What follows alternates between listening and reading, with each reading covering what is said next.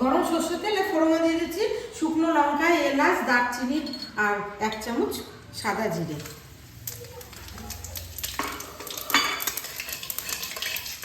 ফোড়নটা থেকে খুব সুন্দর একটা গন্ধ বেরোচ্ছে।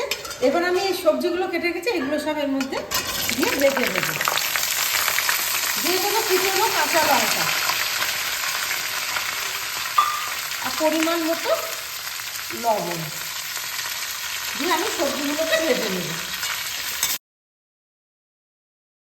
এখানে আমি সবজিগুলোকে ভেজে নিচ্ছি, পাশে পনিরটাকেও ভেজে নিচ্ছি।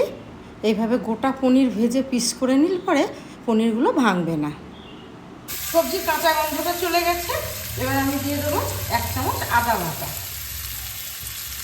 আর কিছু শুকনো গুঁড়ো মশলা, 1 চামচ ধনে, 1/2 চামচ জিরে, 1/2 চামচ কাশ্মীরি লঙ্কার গুঁড়ো, 1/2 চামচ হলুদ। এগুলো দিয়ে আমি ভালো করে কষিয়ে নেব।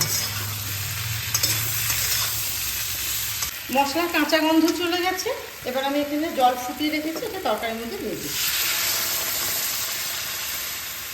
দিয়ে দিচ্ছি 1 চামচ চিনি, যাতে তরকারির স্বাদটা ভালো লাগে। ঢাকনা চাপা দিয়ে 5 মিনিট কুক করে নেব। সবজি প্রায় সিদ্ধ হয়ে এসছে, এবার আমি এর মধ্যে দিয়ে দেবো ভেজে রাখা পনির। এই ভেজে রাখা পনিরটাই এই সবজিটাকে একদম মজিয়ে দেবে।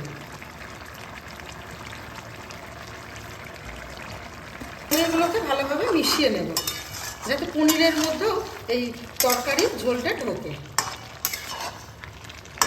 দেখুন বন্ধুরা, অল্প তেল মশলায় বিভিন্ন রকম সবজি পনির একদম রেডি।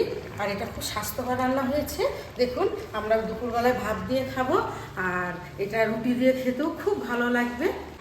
ভিডিওটি ভালো লাগলে পরে লাইক, কমেন্ট, শেয়ার করবেন। ইউটিউব থেকে যারা দেখছেন তারা অবশ্যই সাবস্ক্রাইব করবেন, আর ফেসবুক থেকে যারা দেখছেন তারা পেজটা ফলো করবেন।